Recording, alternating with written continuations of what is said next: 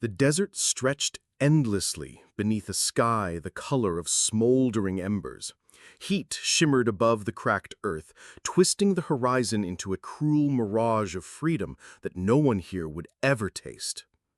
At the center of the village square, a pit had been dug into the dust, shallow, wide, and hungry. Around it gathered a crowd of villagers cloaked in sun-bleached robes, their faces hidden beneath cloth, as though ashamed of what they were about to witness. In the middle of it all knelt a woman. Her wrists were bound, her face streaked with tears and dust, her hair matted with sand. She was young still, but the despair carved into her expression made her seem ageless, as though life itself had abandoned her. Her crime was not theft, nor betrayal, nor murder. Her crime was sterility. On this world, fertility was not just valued, it was worshipped. To bring forth children was to bring forth the tribe's future, and to fail was to invite scorn, hatred, and punishment. She had failed, and now, by tradition, she was to be buried up to her neck in the earth, left to the mercy of the sun, the wind, and the vultures. The elders stood tall at the edge of the pit, their staffs carved with symbols of their ancestors. One elder, his voice cracked with age and authority, raised his hand. "She has betrayed the purpose of her existence," he declared. "The soil will reclaim what it has been denied. Let her suffering be a lesson to all." The crowd murmured in agreement, though no one's eyes met hers. Shame flickered in their gazes, but none dared to oppose the tradition. One by one, men stepped forward with baskets of sand and began pouring them into the pit. The woman's body sank lower, the dust rising around her waist, her chest, her shoulders. She tried to speak, her cracked lips forming pleas for mercy, but the jeers drowned her words. "Childless," someone spat. "Cursed," cried another. "May the earth feast on her useless womb." Every insult cut deeper than the suffocating sand. Still, she did not scream. She clenched her jaw, holding back her voice. If this was to be her end, she would not give them the satisfaction of her agony. And yet, when the sand reached her neck, her resolve faltered. Her body trembled, and the tears spilled freely, carving paths through the dust on her cheeks. Her eyes scanned the crowd desperately, searching for a single soul who might see her not as a curse, but as a person. But none stepped forward. The last elder cast a handful of sand on her head, like a priest sealing a tomb. "By the law of our people, you are condemned. The sun will judge you now." And then silence. The crowd dispersed, their footsteps crunching away across the dry earth. They did not stay to watch. The tradition was cruel, but they spared themselves the sight of her suffering. Alone she remained, a head protruding from the earth, her body swallowed by dust, her life left to burn away slowly under the merciless sky. Time became an enemy. Minutes felt like hours. The sun glared overhead, its fire scorching her scalp, searing her lips until they bled. Flies gathered on her face, landing on her eyes, crawling over her skin, unbothered by her weak attempts to shake them off. Her throat burned with thirst, and every breath carried grains of sand into her lungs. She thought of her childhood, running barefoot through the fields beyond the village, laughing with friends who now would not even look at her. Thought of the day she had first bled, when her mother whispered that she would one day carry the tribe's legacy. That promise had been her pride. Now it was her death sentence. Hours passed. Shadows grew long. The air cooled, but the chill only made her shiver uncontrollably, trapped in her earthen prison. She began to lose hope that anyone would ever find her. Perhaps this was the point, not execution, but abandonment, to die slowly, unseen, forgotten. But fate, it seemed, was not finished with her. Far on the horizon, a dark figure trudged across the wasteland. At first, she thought it a hallucination born of suffering. The shape grew larger, sharper. A man, walking alone, carrying something across his back. The faint sound of crunching footsteps on gravel reached her ears. Her heart quickened. He was not one of the villagers. His stride was different, purposeful, confident. He wore no flowing robes, but simple armor dulled by sand and time.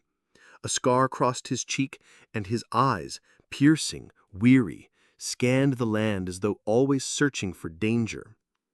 Behind him trailed a small boy, perhaps 6 or 7 years old, clinging to his father's shadow. A human, a stranger, a widower who had wandered into a land not his own. The woman's lips cracked as she forced out the faintest whisper. "Help." The word carried like a dying ember on the wind. He stopped, his head tilted. Slowly, he turned toward the sound. His gaze locked on her face protruding from the sand. For a moment neither moved, the condemned woman and the weathered traveler frozen in disbelief at the sight of each other. Then his jaw clenched, his eyes narrowed. He stepped forward, and the world shifted.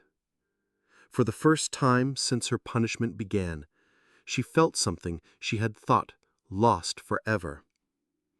Hope. The cries of the woman buried up to her neck echoed faintly into the distance, bouncing against the rocky canyon walls. The villagers had already gone back to their homes, convinced their work was done. Tradition, they told themselves, had been upheld. The curse of sterility had been purged from among them. None of them looked back to see if she was still breathing. None cared. But someone else heard. A man was walking the dirt road that wound along the edge of the canyon. His steps were slow, weary, carrying the heavy weight of both grief and survival. His clothes were rugged, patched with pieces of cloth that did not match. His hands were calloused, holding a walking stick carved from a gnarled tree branch. His name was Haran, a widowed father traveling with nothing but his small bundle of belongings strapped across his shoulder. He hadn't planned to pass through this way. In fact, Haran had been avoiding this path for years. The canyon carried memories of loss, of the day he had buried his wife under a lonely oak tree after illness claimed her. He had vowed never to return, but fate is rarely swayed by vows. His journey, seeking food and a future for his young daughter waiting in a distant village, had forced him back to this cursed road. At first, he thought the sound he heard was an animal, a wounded bird perhaps, or the cry of a fox caught in a trap. He paused, listening. His brows furrowed. No, it was different, rawer, sharper. Human. "Help! Please! Someone!" Haran's heart tightened. He followed the voice, his boots crunching on the gravel path until his eyes caught sight of something half hidden in the earth below. For a moment, his breath caught in his chest. There she was, her head barely above the dirt, her face smeared with mud and tears, her lips cracked, her hair tangled and caked with soil. A woman. Alive. Haran felt a cold chill run down his spine. He had seen cruelty in his life, but this was something else entirely. He knelt beside her, his shadow falling across her trembling face. Her eyes widened at the sight of him, equal parts fear and desperate hope. "Please," she whispered, her voice raw from thirst. "Don't leave me here. They left me. They said I'm cursed. They said I'm useless. Please." Haran swallowed hard. His instincts told him to move on. Helping her would mean trouble. The villagers must have done this for a reason, and if they returned to find her freed, he would pay the price. He thought of his daughter, waiting for him. He thought of the hunger in her eyes. The way she looked at him each night, trusting him to make everything better. Could he risk all that for a stranger? And yet, he also thought of his wife. He thought of the night she had cried in his arms, fever burning her body, whispering to him that he had to be strong. "Haran," she had said, her voice weak but steady, "don't ever let the world turn you cold. If you lose your kindness, you lose everything." Her words echoed now, pulling at him like invisible hands. The woman in the dirt looked up at him, her lips trembling. She was close to breaking. Not just her body, her spirit. Haran saw it. He had seen the look before, in the eyes of soldiers on the battlefield, in the faces of widows holding their dead. "I don't deserve this," she whispered hoarsely. I just couldn't give them children." Haran clenched his jaw. His heart burned with quiet anger. He slammed his walking stick into the dirt beside him and began to dig. The woman's eyes widened in disbelief. You'll help me?" He didn't answer. His hand spoke for him. With every scoop of earth he clawed away, Haran felt his rage simmer. Rage at the villagers who thought cruelty was justice. Rage at a world where the powerless were buried alive, while the guilty slept easy in their homes. The digging was hard. The earth had been packed tight around her body. His nails tore, his palms bled. Sweat streaked his forehead as the sun dipped lower in the sky. But still he dug. The woman watched him, her tears flowing freely now, not from pain, but from the shock of being seen, of being valued enough for someone to fight for her. At last, he freed her arms. She sobbed as she pulled them free from the earth, clutching his hands as though he were her last tether to life. "Thank you," she whispered, her voice breaking. "Thank you. You don't know what this means." Haran finally sat back, breathing hard. His arms ached, his chest heaved. He studied her carefully. She was frail, thin, her clothes torn, but her eyes, behind the pain, they glimmered with a strength he recognized, a spark that the villagers hadn't managed to bury. "What is your name?" Haran asked softly. She swallowed hard. "Ilara." "Ilara," he repeated. He stood, extending his hand to her. "Come, you're free now, and as long as I walk this path, you will not be left behind again." She took his hand. Her fingers were weak, trembling, but they curled into his palm with surprising firmness. As he pulled her from the dirt, Ilara staggered, her body trembling from exhaustion. But when she looked at him, there was something new in her eyes, something like faith. And Haran knew, deep down, that his journey had just changed. The widowed father had not only rescued a woman buried by tradition, he had pulled a soul back from the edge of despair. He didn't know what it meant yet, didn't know what it would cost him, but one thing was certain: he could not walk away now.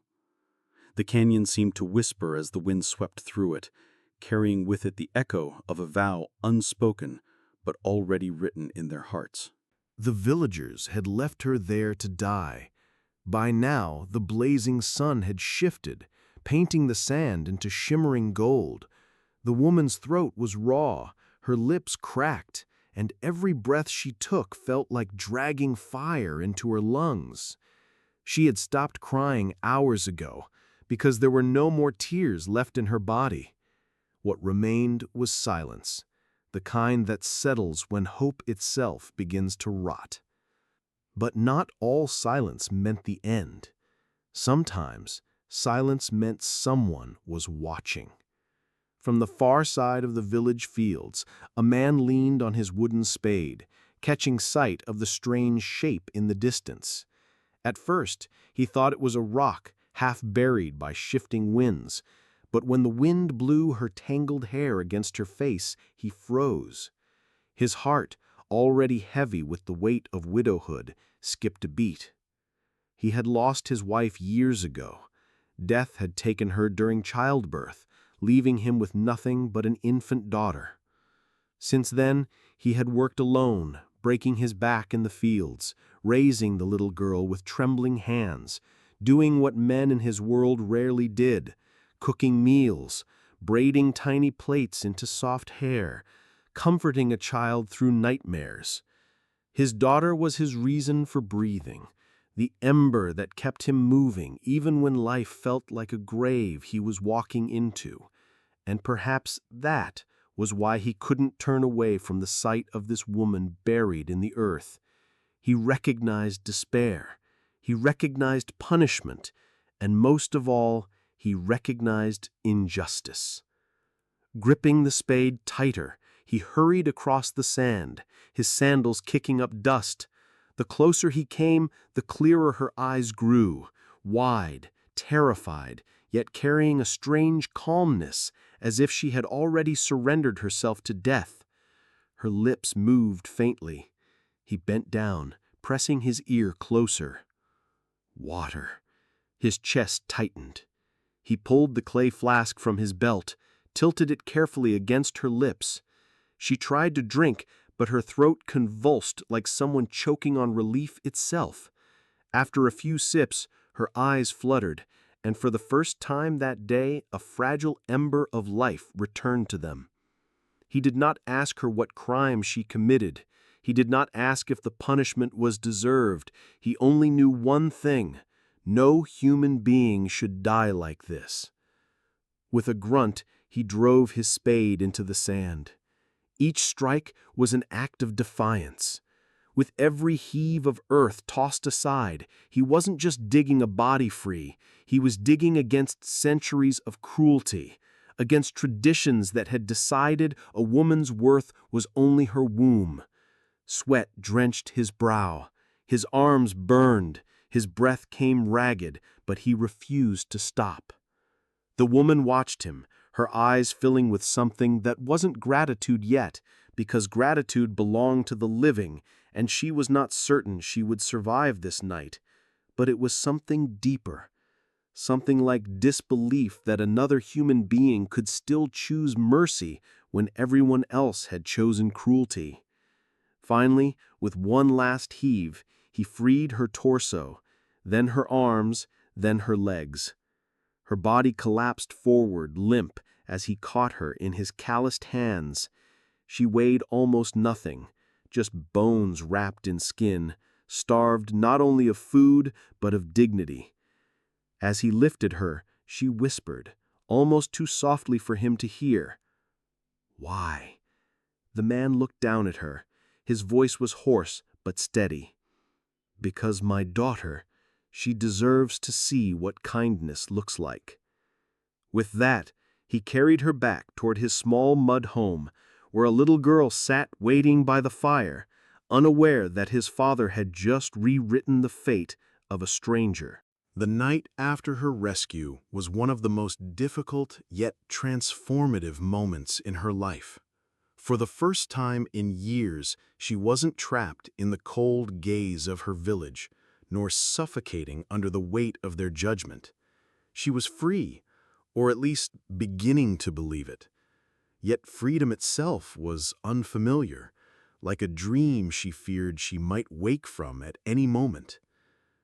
Inside the widowed father's modest home, she sat silently on the woven mat he had laid for her. A small oil lamp flickered beside them, its soft glow filling the one-room hut with golden warmth. The father busied himself at the clay stove, boiling lentils and bread for their meal. His daughter, a curious child no older than 7, peeked from behind her father's leg, her wide eyes studying the stranger who now shared their home. The woman, her body still aching from where the villagers had buried her in the earth, touched her swollen wrists where the ropes had cut into her skin. Each mark was a reminder of how close she had come to death. Yet here she was, alive, because a man she had never spoken to before had decided she deserved to live. The father broke the silence. His voice was deep but gentle, carrying none of the contempt she was accustomed to. "You need to eat," he said, placing a simple bowl of lentils before her. "Your strength will return slowly." Her eyes stung with tears as she stared at the food. It had been days since she had eaten, but hunger wasn't what made her hands tremble. It was the kindness. She whispered, "Why? Why are you doing this for me?" The man looked at her, his expression steady, almost unshaken. "Because cruelty has gone on long enough. Because no one deserves to be buried for something beyond their control. And because," he glanced toward his daughter, who was now inching closer to the stranger, "my child needs to grow up in a world where compassion means more than cruelty." Those words pierced through her heart like sunlight through storm clouds. She lowered her head, ashamed of her own disbelief. No one had spoken to her like this before, not with such quiet conviction, not with such honesty. The little girl finally stepped forward, carrying a torn piece of cloth. She shyly placed it in the woman's hands. "For your wrists," she said, her voice timid but sincere. The woman's tears fell freely now. She clutched the cloth, not only as a bandage, but as the first gift of acceptance she had ever received. Looking at the father, then at the child, she whispered, "I don't know if I can ever repay this." The father shook his head. "You don't need to. Survive. Live. That is enough." For the first time in years, she felt something ignite within her chest, a flicker of trust, fragile but growing. And as the night stretched on, the silence between them no longer felt heavy with shame or judgment. Instead, it carried the beginning of something new, a bond woven not of blood, but of kindness, pain, and the promise of a second chance. The girl sat inside the widowed father's modest hut, still trembling from the nightmare of her ordeal. Though he had washed the dirt from her skin and wrapped her wounds in strips of clean cloth, the memory of being buried alive clawed at her chest. Every time she closed her eyes, she felt the crushing weight of soil pressing against her ribs, stealing her breath. But when she opened them, she saw the warm flicker of the fire and the father's steady gaze, eyes that carried both sorrow and strength. He had lost his wife to illness years ago, and his heart had learned the taste of grief. Perhaps that was why he could not leave the girl in the pit of death. He understood abandonment too well. As he watched her sip the hot broth he had made, his hands shook, not from fear, but from a rising determination. He knew the village would brand him a traitor for saving her. They would say he had defied tradition, broken the will of the gods. But as he looked at her frail frame wrapped in a tattered blanket, he whispered to himself, "The gods I know would never demand cruelty." The girl, her voice hoarse, finally spoke. Why did you dig me out?" The father looked at the fire, its glow dancing across his weathered face. "Because you were alive.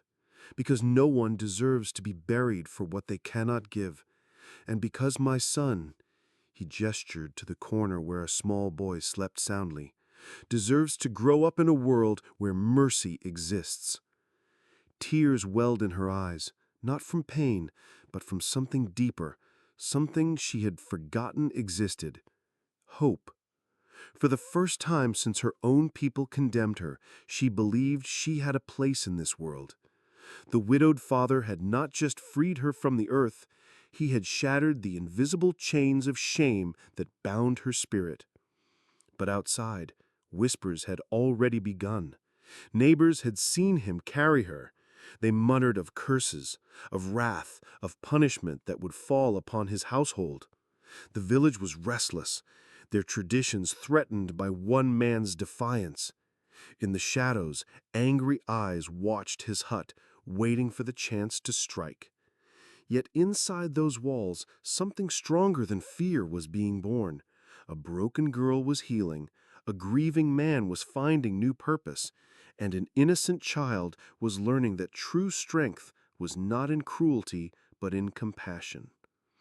The fire crackled, the night deepened, and though the storm of judgment gathered outside, within that small hut, two souls who had once been abandoned by fate began to carve a new story, one that defied the cruelty of an entire village. Word of what Roran had done spread through the village like wildfire.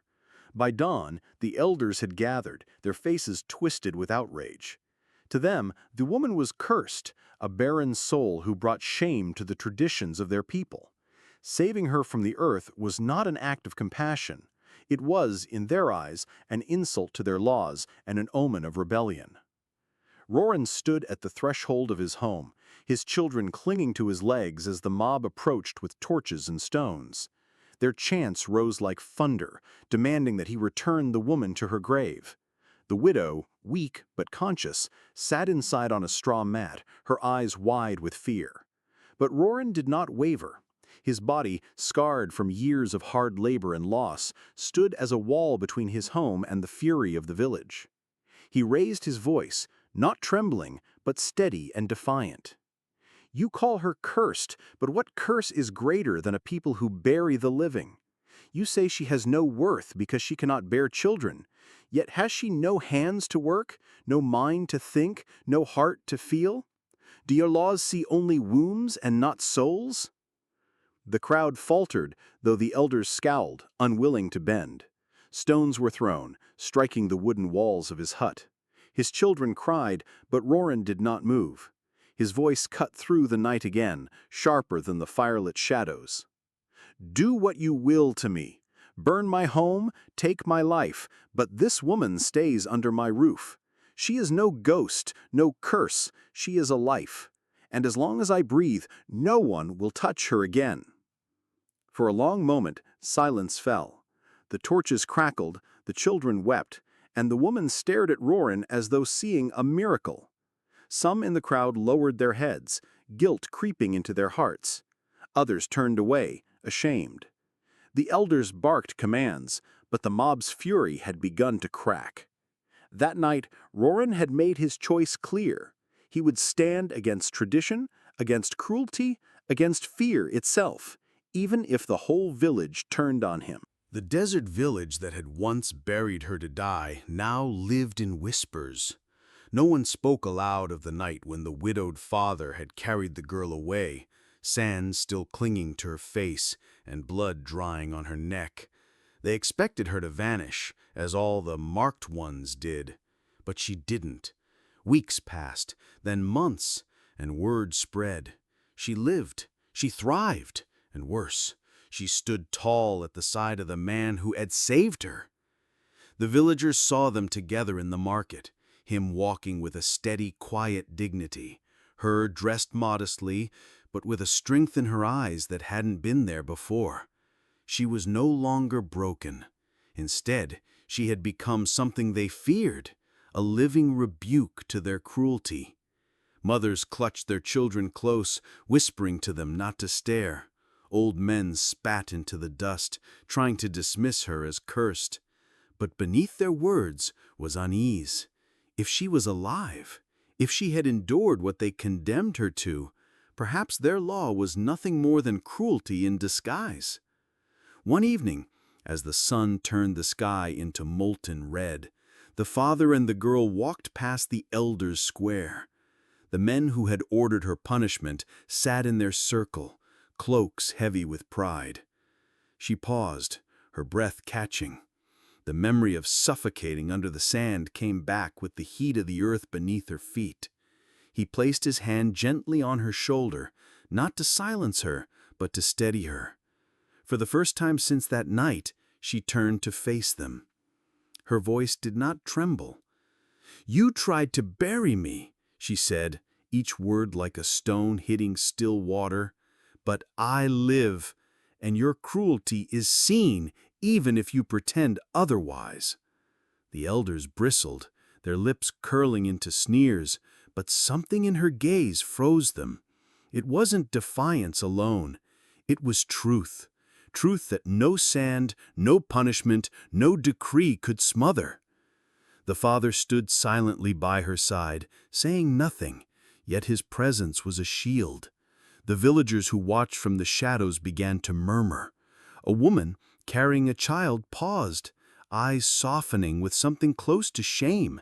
A young boy tugged at his mother's sleeve, whispering questions she could not answer.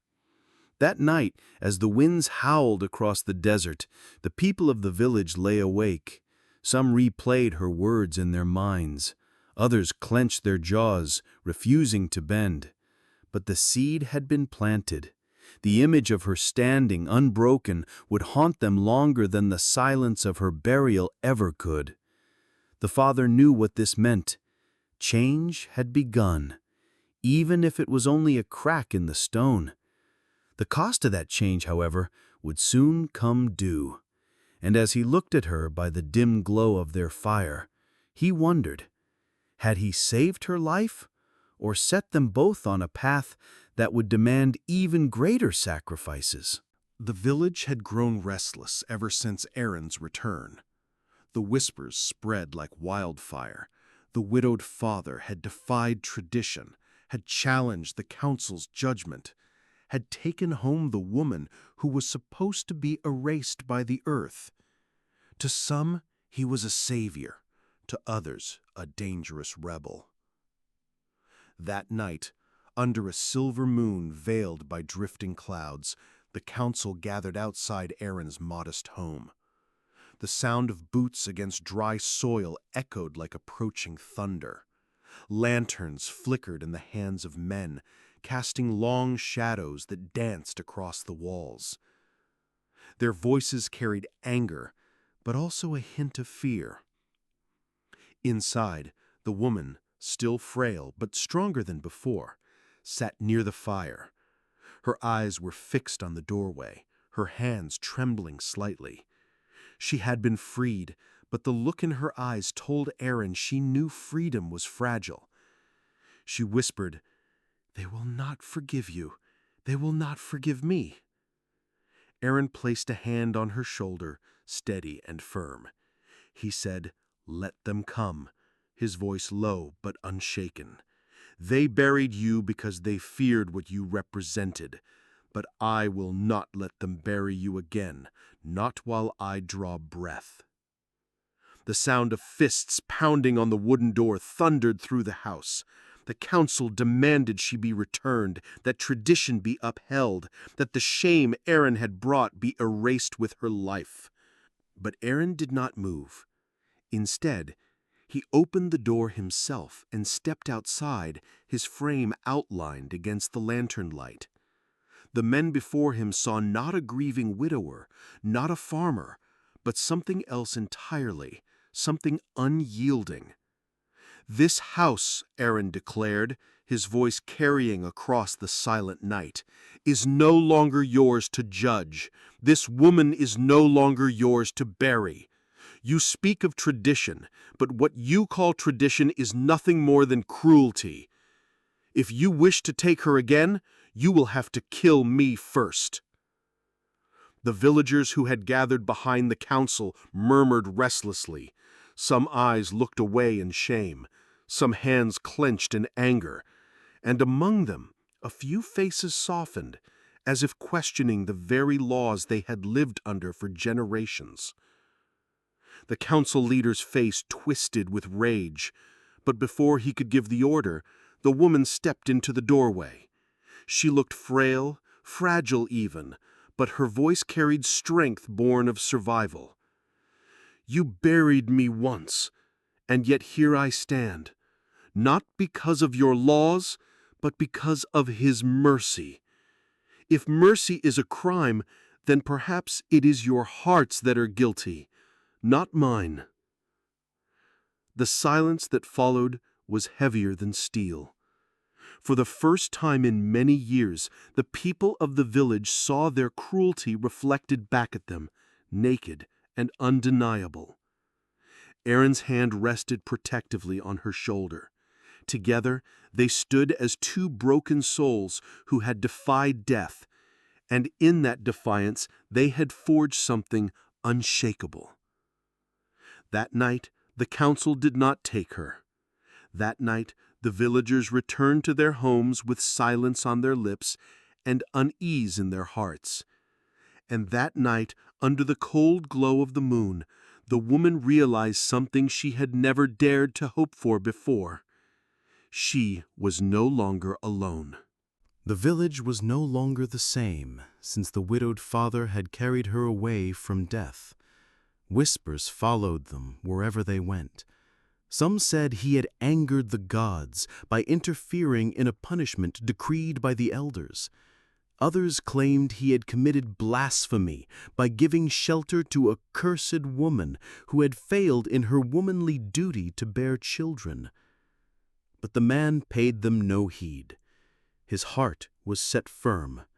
His home was not a place for cruelty, but for life. The girl, still weak, slowly learned to walk again. At night, she would wake up screaming, the feeling of dirt suffocating her chest, the phantom burn of the sun on her face. He would sit by her, pouring cool water onto her lips, telling her that she was safe now, that no one would bury her again. His young daughter, with a tenderness far beyond her years, brushed the survivor's hair with small hands, calling her auntie, as if she had always belonged in their home. But the elders did not forgive. They summoned the man to the council square. 100 torches lit the night, their flames flickering with judgment. The old priest, his voice trembling with self-righteous anger, accused him of breaking sacred law. "You have brought impurity into your home. You have defied the will of the gods. For this, you and your household will bear the consequences." The man stood tall, his child clutching at his leg, the girl he had saved standing behind him with eyes still raw with fear. His voice was steady, carrying across the hushed crowd. "You bury your daughters, your sisters, your wives for what you call impurity, yet you leave your hearts rotting in cruelty.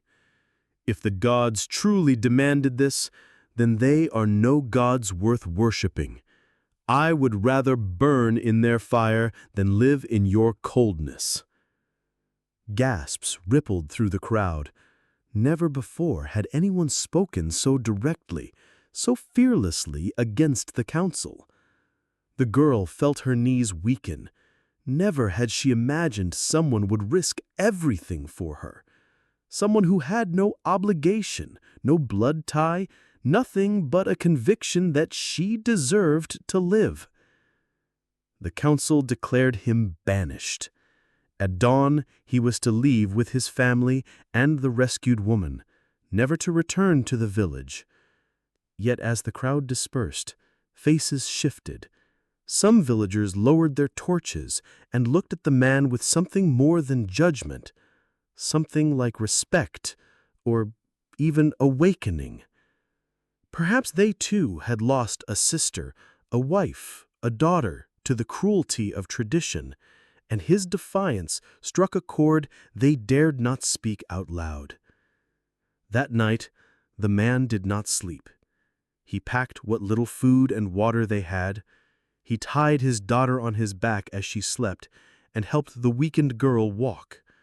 They left before the sun rose, shadows stretching long behind them as they stepped into the wilderness. Every step away from the village was uncertain. Every breath carried risk. But in that exile was dignity. In that danger was freedom.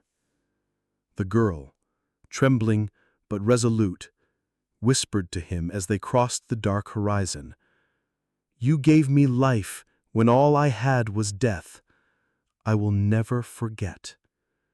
And though his heart was heavy, the man looked at the stars above and felt no regret. He knew that sometimes, to protect what is human, you must be willing to leave behind all that is familiar. The sun dipped low on the horizon, bleeding its last amber rays over the village that once condemned her. The woman, once buried up to her neck in the earth like an unwanted relic, now stood tall, wrapped in the quiet dignity of survival. Her scars were hidden, but the memory of the soil pressing against her skin, the weight of betrayal, remained etched deep within her. And yet, beside her stood the widowed father, the man who had changed the course of her life with a single, selfless act of defiance. The village elders, those who had decreed her punishment for barrenness, now looked upon her with unease. The whispers of their hypocrisy were spreading, not just here, but in neighboring settlements. Her story had traveled farther than they imagined, of how the man who had once lost his wife and carried grief alone had unearthed her from a living grave, choosing compassion over cruelty, humanity over fear. What once was seen as weakness was now spoken of as courage. The widowed father's children clung to her hands as if they had always been hers. Their laughter echoed like a hymn of renewal, proof that family could be forged not by blood but by choice, not by duty but by love. She had no children of her own, but in nurturing these little souls, she had become more of a mother than any decree could deny. But the final test came not from the children, nor the villagers who now avoided her gaze, but from within herself. Would she forgive? Could she stand before those who had left her to die and release the bitterness gnawing at her spirit? That night, as the stars crowned the sky, she walked to the very patch of ground where she had been buried alive. The earth was still scarred, a silent witness to human cruelty. She knelt, pressing her palm to the soil. Instead of anger, she whispered a prayer, not for herself, but for the village that had chosen fear over mercy. She prayed they would learn. The widowed father stepped behind her, placing a hand on her shoulder, his strength steady, his presence grounding. Together they turned away from the past, their silhouettes swallowed by the glow of a home lit in firelight. For in the end, she had not been condemned by her barrenness, nor defined by her punishment. She had been reborn through love, through defiance, through the quiet resilience of a heart that refused to wither. And for those who once left her to die, their guilt would follow them always, an invisible chain that could never be buried deep enough. The seasons turned slowly, painting the valley with the rhythm of life. What once had been a broken woman buried in the earth and a grieving widower bound by loss had now become a household that radiated something stronger than tradition, stronger than shame, hope. The villagers watched from afar, still carrying their whispers, but the man and the woman carried on as if the world had finally yielded to their defiance. He taught her the rhythm of tending fields, the strength of harvesting with hands that once trembled in despair. She, in turn, became mother to his children, not just in the sense of care, but in the weaving of love that stitched together wounds invisible to others. The children called her mother, their voices breaking down barriers thicker than stone walls. Yet, even as peace rested upon them, the guilt of the villagers lingered like a shadow. Festivals would come, and though they smiled from a distance, they never invited her fully in. It was not malice anymore, but shame, the kind that keeps a wound festering when healing was possible. They had tried to bury her, erase her, condemn her for being what she was not. Now every glance at her vibrant life with the widower and his children was a mirror held to their cruelty. The turning point came one evening when a drought swept through the land. The fields cracked, the wells thinned, and hunger gnawed at the village. The man, with the woman by his side, opened his granary, a store he had filled quietly with the wisdom of years and the help of her diligence. When the villagers came, desperate and hollow-eyed, they were not turned away. She stood beside him, her hands distributing food to those who once abandoned her. Some could not lift their gaze, others wept openly, guilt finally unshackled in the face of such mercy. In that moment, her existence was no longer a scar on their traditions, but a testament to what it meant to be human. The widow who dug her free, and the woman they left to die, had become something greater. Symbols of defiance and forgiveness woven into one. When the children slept that night, the woman sat by the hearth, her gaze steady. The widower placed his hand over hers, calloused palms meeting in the silence. They did not need words. The villagers' shame was theirs to carry, but their bond was proof that love and humanity could grow from even the cruelest soil.